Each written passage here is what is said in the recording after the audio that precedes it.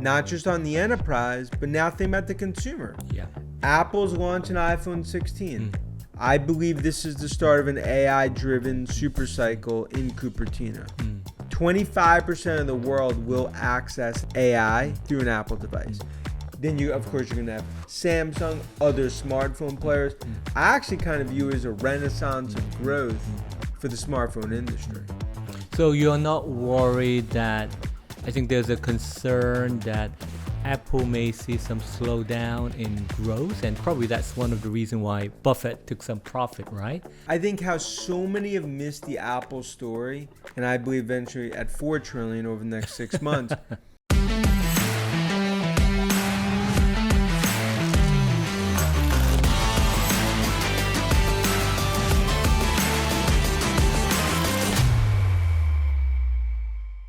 Okay, Dan, welcome to Korea. Thank you. So I heard about your name, and you are one of the most influential tech analysts on Wall Street. And now I realize you are one of the best dressers on Wall Street. I like your color. I appreciate it, and it's great to be here, and it's super excited just to sit down with you. I mean, Dan, you are managing director, senior equity analyst covering tech at the Wedbush. You've got more than 20 years of experience, and your research focus is EV and disruptive technology, right? So what brings you to Korea? Yeah, so I'm going to be in Korea and just around Asia for the next 2 weeks, meeting with investors. Also, we're going to be meeting other tech companies, not just in Korea, but throughout Asia. And look, I mean, it's when we talk about the AI revolution, you cannot focus on the AI revolution without making big stops here in Korea. And it's really, I think that's a big part of my trip here and throughout Asia. And this is probably, I think, maybe my fifth trip to Asia in the last almost year. So meet the investors, also go through the supply chains and... Look, you can find the AI revolution in the 50th floor of my New York City office building. And I think, to me, that's something where, in traveling, call about 3 million air miles, the last 20 years, I think what's given us maybe an edge over the years is trying to stay ahead from a technology perspective, but also from an investor perspective. Here in Korea, hand-holding investors that are really focused globally on big tech and just trying to sometimes see forest through the trees, especially when we go through some of these white knuckle sell-offs like we saw with Tokyo Black Monday and maybe even the start of September. I mean, did you know that Korean retail own 2% of Tesla, and every month Korean retail is putting a couple of $1 billion into U.S. equity? I've spent a lot of time from the early days covering Tesla, really understanding the Korean, especially the retail community. I've done countless podcasts and so many interaction with Korean investors to really understand not just the love of Tesla, but it's actually the understanding of Tesla, where it's going. And I think one of the big misperceptions on Tesla is that we've never viewed Tesla as a traditional car company. We view it as a disruptive tech company, and I could argue more and more as an AI and robotics company, especially as we get into robo-taxis, Optimus, and some other areas. I mean, since we are on topic of Tesla, so should we expect something very interesting on October 10th when they're going to unveil robo-taxi? Yeah, and we'll be at Robotaxi Day, October 10th. I view it as a historical day for the Tesla story. Because when you look at robotaxi and you look at what I view as the future of autonomous, that's really where I view the value of Tesla. And it was like how you could ultimately get to $1.5 trillion, $2 trillion market cap. It's not on traditional EVs. It's on autonomous. And I think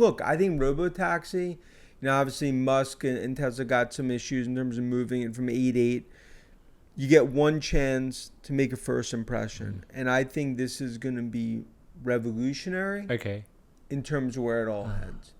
I mean, I was in the Bay Area a couple of weeks ago, and I heard through the grapevines that there is a good expectation about October 10th, and the people there are testing 24/7 to get ready for October 10th. Look, it's if you go back, let's say even to early days of Tesla, many said they wouldn't survive. Mm-hmm. Others said they would never get past 100,000 vehicles per year. Okay. This year will be roughly called 1.7 million. Uh-huh. They'll never be able to do it profitably. Mm-hmm. Look at the profitability, that's come through at Tesla.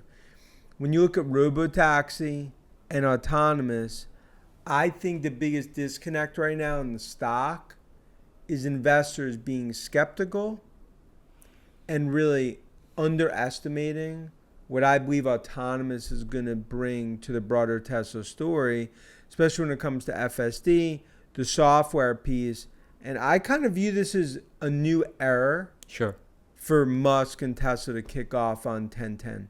Uh-huh. So you're pretty excited about the October 10th. Yeah, because to me, look, Cybertruck was an unbelievable innovation. But Cybertruck was never going to be mass market that was going to significantly move the needle on the Tesla story. When I look at robotaxi and I look at autonomous, I view it as a game changer because I could argue from a sum of the parts, call it about $1 trillion of incremental value could just be from FSD and autonomous. So I think a huge part of the value in the story is going to be what kicks off 10/10. And then this is going to kick off the robotics piece, even when you look at Optimus in terms of where they're heading. And that's why in the sum of the parts, I think Tesla is the most undervalued AI play in the market. Let's take a step back, and we want a Korean audience. We want to know more about Dan Ives. So how did you end up being a go-to tech analyst on Wall Street, go-to tech analyst for the investors? Yeah, look, I mean, I started off as a Wall Street analyst in the late 90s. Okay. So I started covering tech, dot-com bubble, and the burst. And I think that's, we kind of got put on the map during that period in terms of being bullish on tech, going back to 2003, 2004 when I was at FBR, where I started my career. And I think what really put us globally on the map was more being very, very early believers in Apple in terms of the iPhone.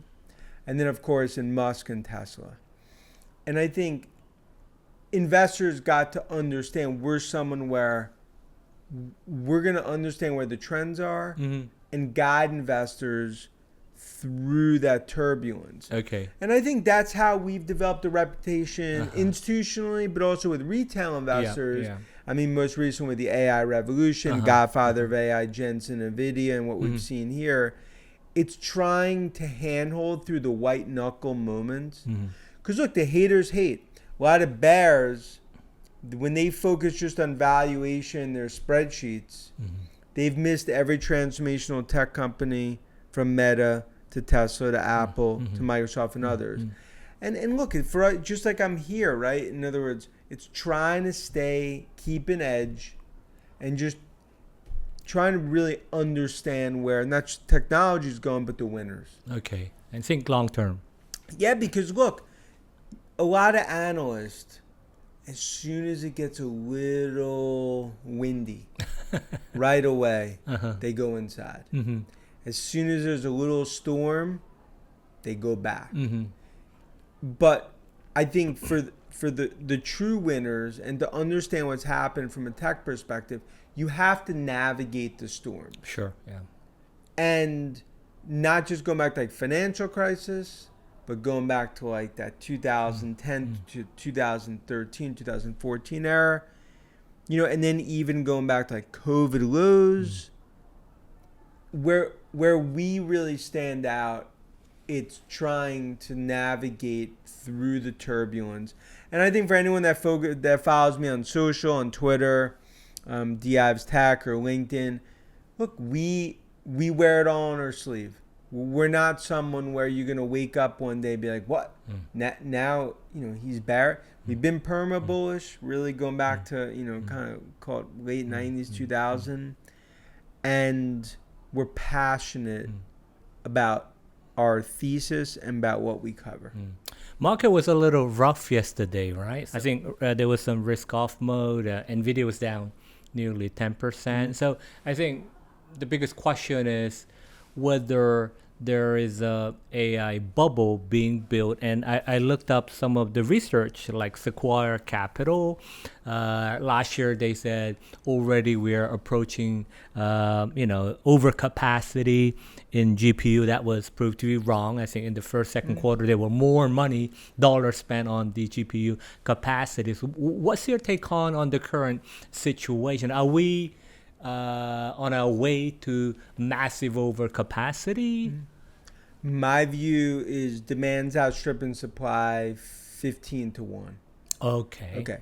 Now, 15 to 1. Yeah. So in other words, demand is outstripping supply by a magnitude that we haven't seen since the start of the internet in 1995.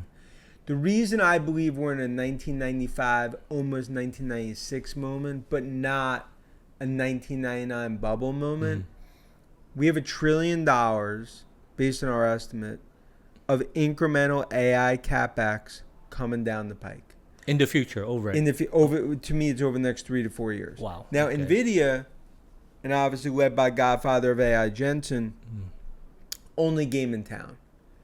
So there's going to continue to be skepticism about overcapacity, where this is all going. To me, it's a fourth industrial revolution that's getting built out in front of our eyes. It's not just going to be about Nvidia and Microsoft. We believe for every dollar spent on a Nvidia chip, there's an $8 to $10 multiplier across the rest of software and services. So, but look, just like you talk about, look, when investors see September right away, get a little nervous. Just even when you see that month of September, it's always a nerve-wracking month. Plus, Fed's going to start cutting. We're going to a U.S. presidential election. You got geopolitical macro, the yen currency, carry trade. There's still some, ripple effects from that. But you buckle the seatbelt. You look at these sell-offs, and you have your winners and the names you want to own and where you want to own them. And that's how you use these opportunities, in my opinion. But look, it's like the bears, they're going to come out of hibernation mode. They've been in those dark caves, but they're going to come out as soon as the market's down 2-3%. They all come out, social media, everywhere else. I view this as a buying opportunity. And I believe next 3 to 6 months, we're looking at NASDAQ 20,000. And you think that this AI investment theme and the drivers are very structural, and in the end, the companies involved will show better earnings, better visibility. Yeah. I think look, we're in a little gap here where outside of Nvidia, ServiceNow, Palantir, Microsoft, a little Google, you haven't really seen this or like the numbers shoot up. A Salesforce, a Workday, some of the infrastructure players.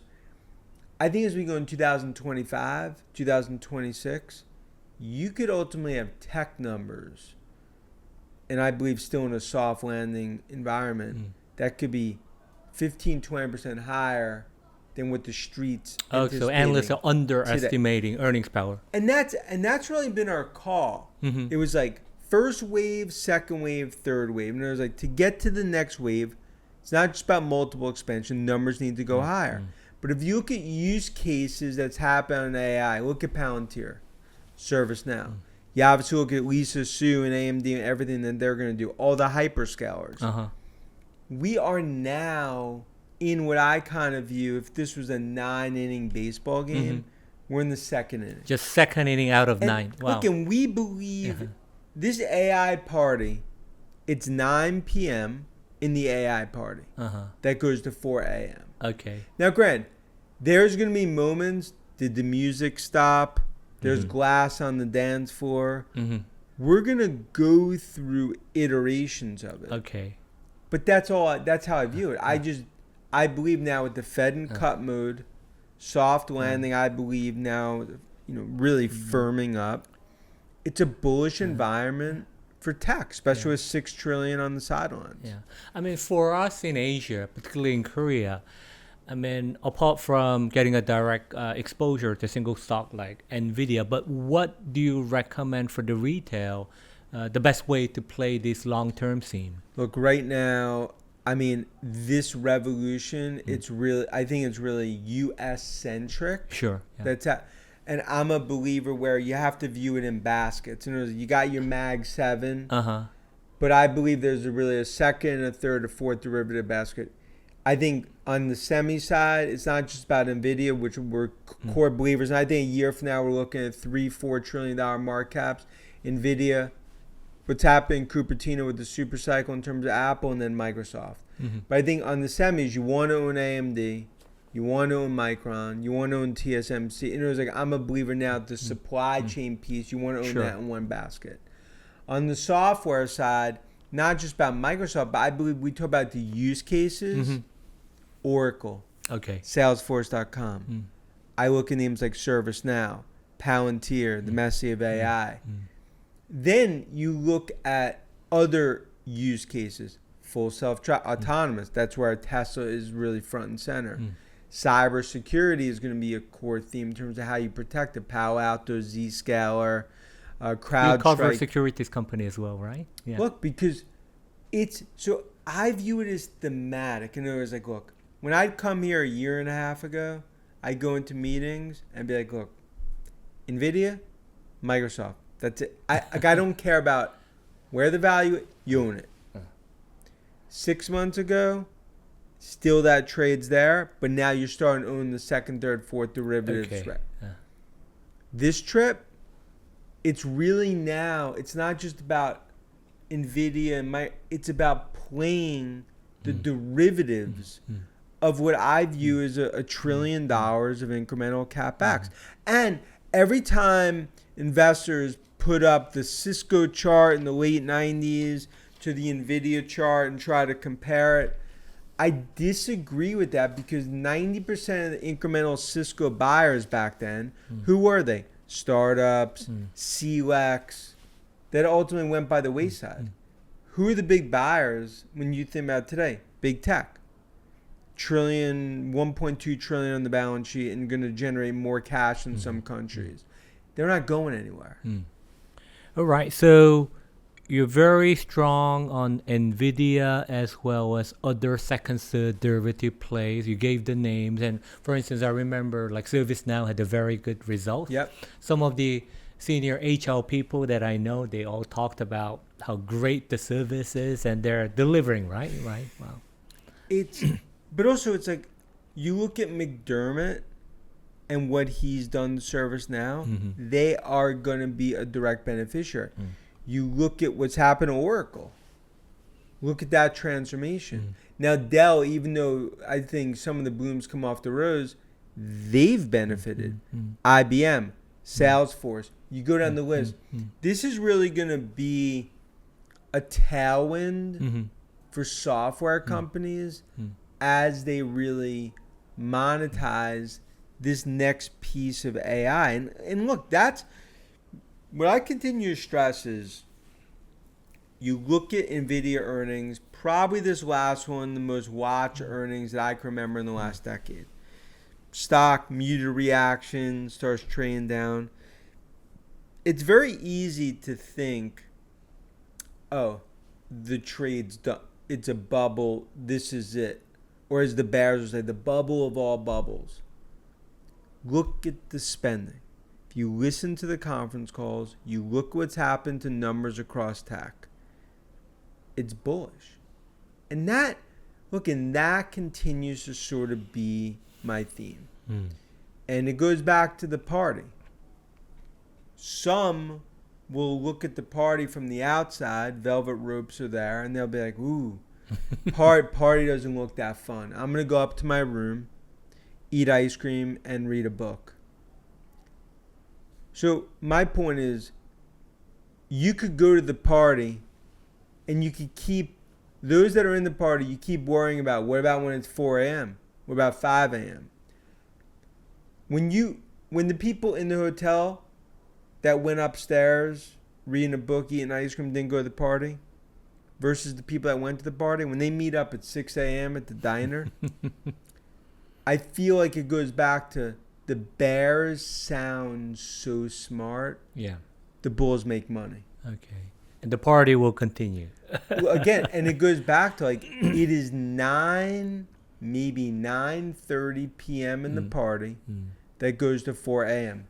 But we're gonna go through periods where did the music stop? Glass on the dance floor. Someone heard a police siren.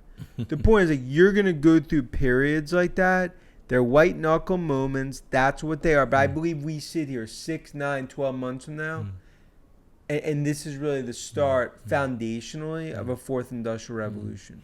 So you are recommending if there's any major pullback, we should use the opportunity to pick up the I mean, even a few quality weeks shares. ago, Tokyo Black Monday, we actually happened to be in Tokyo.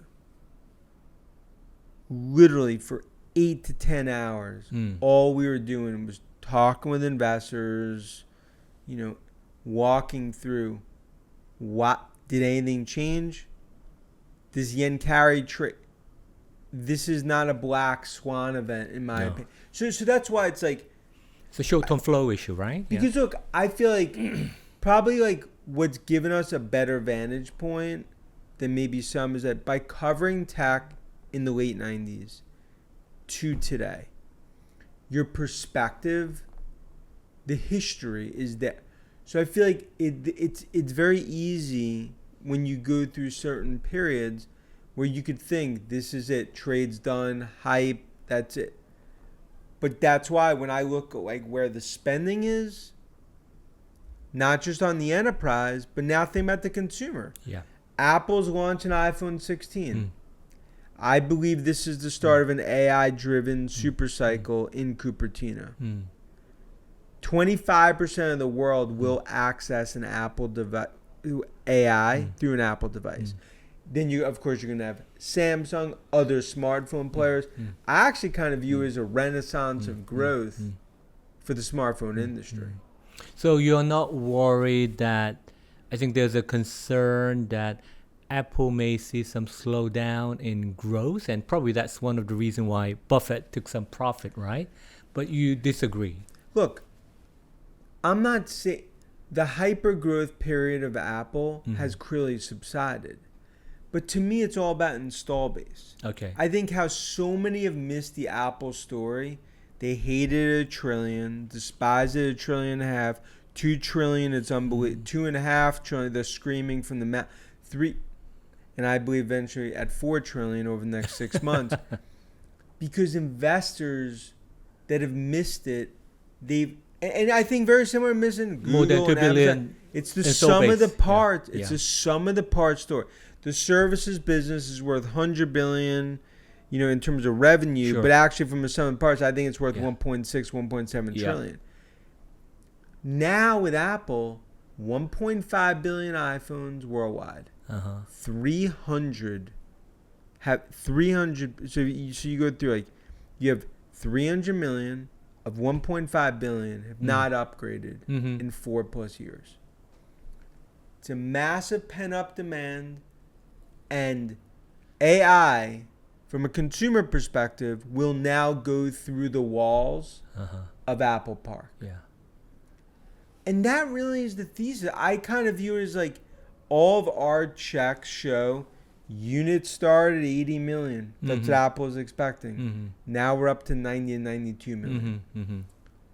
So that's sort of my view in terms of where this all heads. You have the enterprise piece, but now the consumer piece. And that just speaks to really this AI revolution just continuing to take hold. I mean, my old iPhone is 3.5 years old, so I would be interested in upgrading. Well, especially when carriers are basically going to say, trade that phone in, Yeah. will give you a 16, no change in cost to you.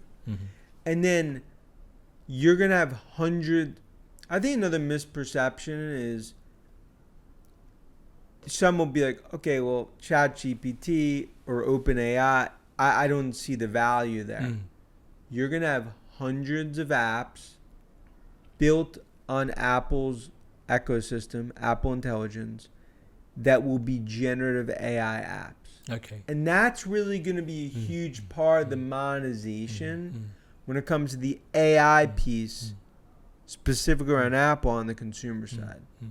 So the value of more than 2 billion install base would really make a difference this time. Look, you go back to Nokia, 1 billion users. Disaster. Why? They couldn't monetize on services and software. RIM, BlackBerry, 1 billion users. Couldn't monetize. The reason when you look at Cook and Apple, while they play chess and others play checkers, it's the monetization of the install base. And then it just broadly goes to even like, just to hit on it, like regulatory, DOJ, antitrust, now Nvidia, and, you know, some antitrust wars. Google has an antitrust. Sure. That's going to continue to be there. But I don't view that the business models are going to be massively changed. Also go back to Microsoft. Microsoft essentially beat the government, you know, when it came from an antitrust perspective. But I think, the strong are getting stronger in tech. That's true. I think that's the reality, right? I mean, that the strong getting stronger. I mean, just going back to Nvidia, Dan. So, what about the competition? Are you worried about AMD getting better, more relevant, and the hyperscalers? They're building also their own chips. Sure. I mean, is that a potential risk? Yeah. So I don't. Very similar is like when Apple built their chips to take Intel out, and it really took, I'd say, 6-7 years for that to actually happen. I don't view that the hyperscalers from a chip perspective are a threat to Nvidia. I view that maybe complementary. They'll be able to gain some share, but that's something probably for the next 5-6 years. So I don't think that really changes things. Look, Lisa Su, you don't bet against. You don't bet against AMD. In other words, like, I think they will get share as a 5-10% share. But the reason Jensen's the godfather is that he is years ahead from a technology perspective of anyone else. Now, I believe others will participate in that. But if you look right now through at least like mid 2026, if you're going down this AI path, you're calling Jensen on the red phone to get a chip. And I think AMD, Micron, you know, like others will play. Unfortunately, Intel, if you look disaster up in the dictionary, you'd see Intel's ticker. They continue to kind of be outside where, you know, strategically they're going to have to make some tough decisions. I mean, what about Intel? I mean, I really feel sorry that, you know, Intel had a consecutive quarters of disappointment. They're going through the headcount reduction, cutting back on capex, but it seems like they lost the mojo. Is it possible for a tech hardware company to really make a turnaround? Look, you can't cut your way to growth. And when you look at Intel, whether it's red tape, innovation, hubris, it's almost a Harvard business case story, right? For like everything that went bad. Strategically, they're going to have to restructure. I mean, Gelsinger, you know, I've known for, you know, many years, trying everything to kind of get this thing in the right direction. But they're going to have more pain ahead. And I think strategically they're going to have to really ultimately focus on what's important in that company to get any sort of opportunity to kind of turn this around. So the risk reward is not very favorable for Intel and its shareholders. Look, if I'm in Tokyo and I see somewhere it says, "Oh, ramen, 50 cents." Okay, maybe it's okay and it's 50 cents. I'll go to a place that's well recommended for $10 and eat that. The point is, cheap and $3 get you a cup of coffee in New York. So the reason I wouldn't touch Intel here, it's growth. I think numbers still probably have to get cut. You don't know, and I think they become value traps. And I don't like the catch the falling knife. Sure. It goes back to like, I would much rather pay up for big tech and innovation going in a left lane 100 miles an hour in a Ferrari rather than a beat up minivan going 45 miles an hour in a right lane with no radio. And that's sort of my view. And then there's like, you'll pay up for big tech, Okay. because of also the growth scarcity that we see. Yeah. I mean, and I think probably it's very difficult for Intel to retain good people because people's going to leave, or a lot of them have left already, right? I mean, Look, and that's really the hearts and lungs of these operations, right? AI engineers, and it's a Game of Thrones battle to keep everyone. Just going back to Tesla and Elon Musk, he has been involved in the Trump campaign. Yep.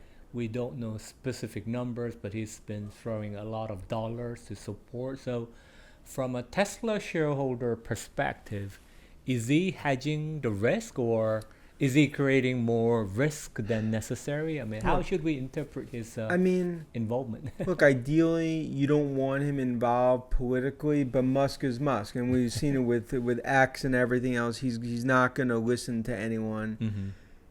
Ironically, Trump is negative for EVs if elected because he'd take the ultimately the rebate away. Probably bullish for Tesla and Musk because Musk would have clearly a much bigger say in a Trump White House.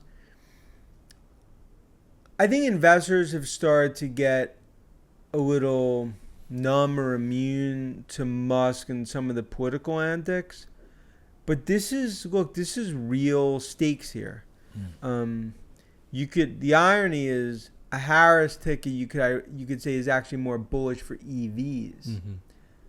But for Musk, for Tesla, they've bet on Trump. Maybe some don't buy cars because the way that they associate Musk. But as we know, like Elon is never gonna go down a typical path. And this is the path that sort of he's chosen, and it's going to be very, very interesting going into November. See how this all plays out. Lastly, Dan, so what kind of advice would you have for Samfuro audience? I mean, who are interested in playing the U.S. equity, play through the volatile markets. What kind of wisdom would you share? My advice is obviously everyone does everything based on like their own risk profile, whatever's comfortable for them.